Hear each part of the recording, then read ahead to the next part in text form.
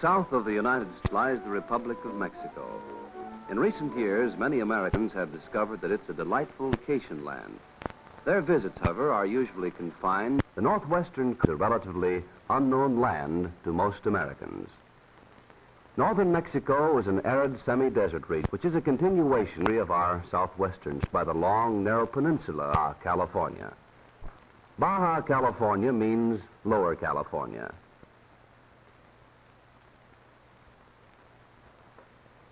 It is well named, since actually an extension of the mountain ranges of our own California.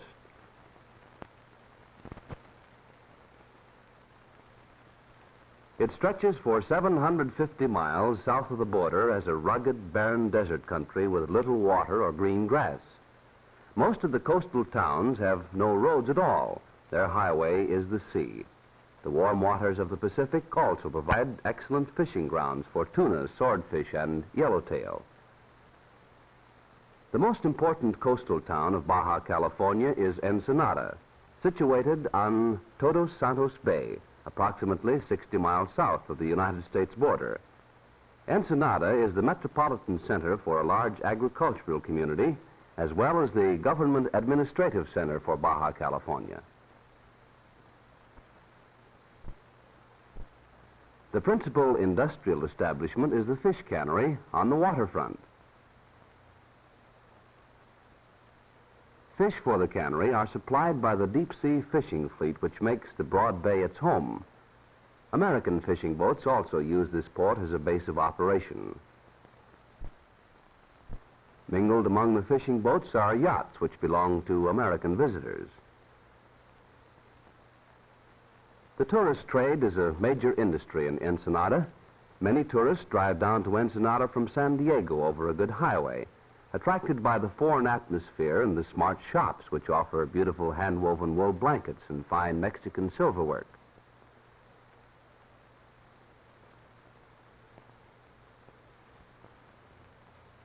For those who wish to spend a weekend or a vacation here, Ensenada offers luxurious resort accommodations, such as this palatial seaside hotel.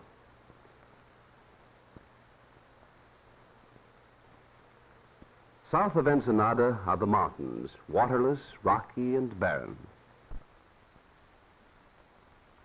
Many of these mountains are rich in mineral deposits, including gold, silver, and copper, but the absence of water and the lack of transportation has prevented any extensive mining.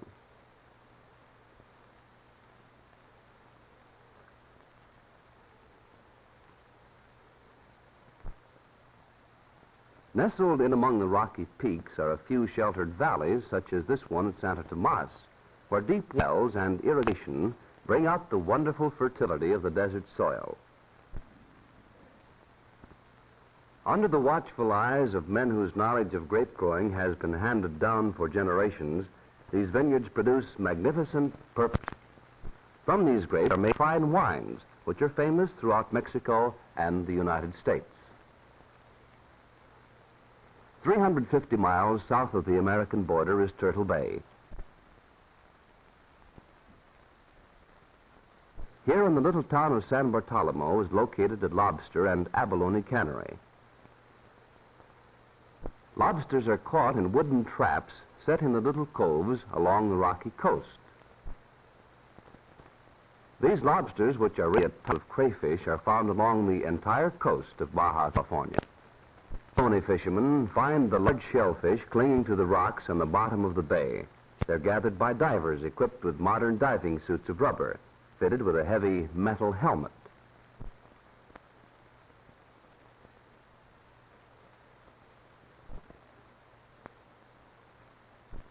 The water here is about 20 feet deep, but it's so clean that the diver can easily see to work.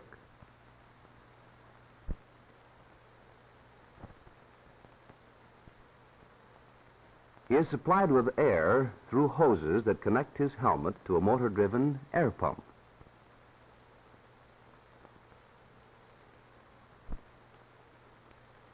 The diver puts the abalone into a net, which is pulled up by the men in the boat. Each abalone furnishes a large piece of rich white meat.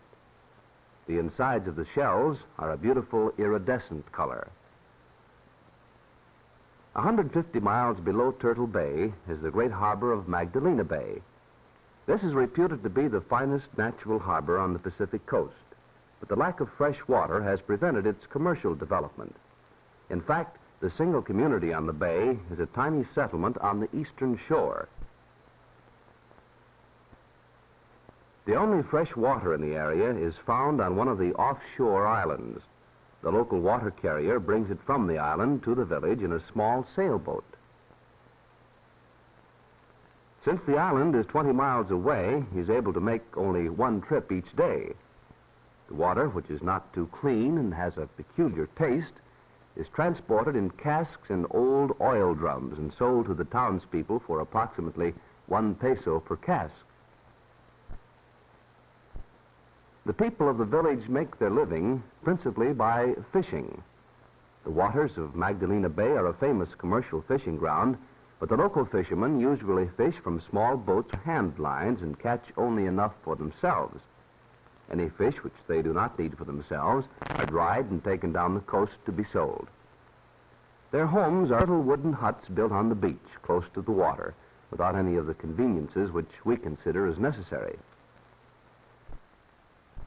Because fresh water is so limited and expensive, the laundry is usually done with salt water, sometimes in wooden tubs and sometimes directly in the ocean.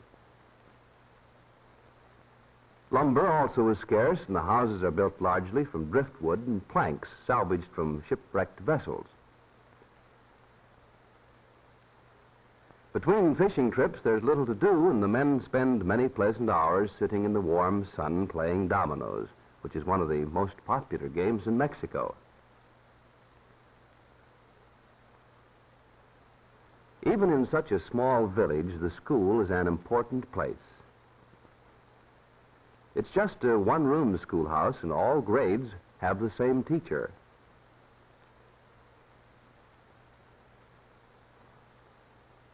The teacher is a graduate of a special government school and has been trained to teach not only reading, writing, and arithmetic, but also health and hygiene, good citizenship, and group activities.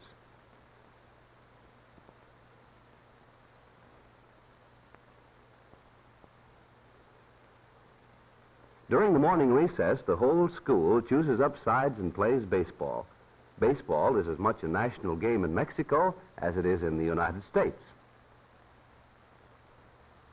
At the tip of Baja, California, is Cape San Lucas and the town of San Lucas.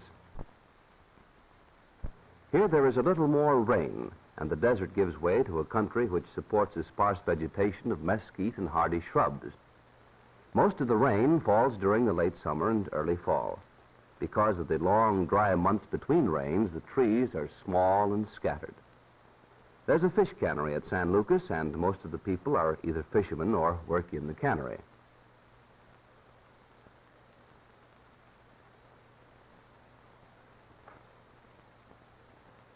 The post office is combined with the telegraph station. And here, the postmistress, who operates them both, also maintains a government weather station in the attractive garden behind her home.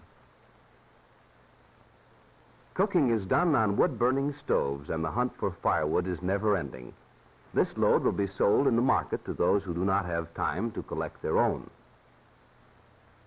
One good customer for firewood is the village baker.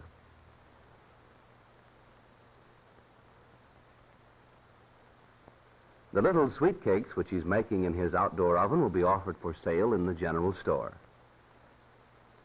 Water for the town is obtained from shallow public wells located near the dry riverbed. While these wells supply water all the year round, during the dry season the water in them becomes very low, and there is sufficient for only the most important needs.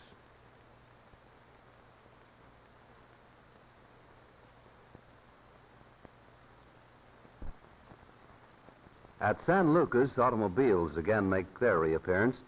This old car is used to bring vegetables into town from the nearby farming community of San Jose. The townspeople are trading dried fish to the farmers in exchange for the vegetables.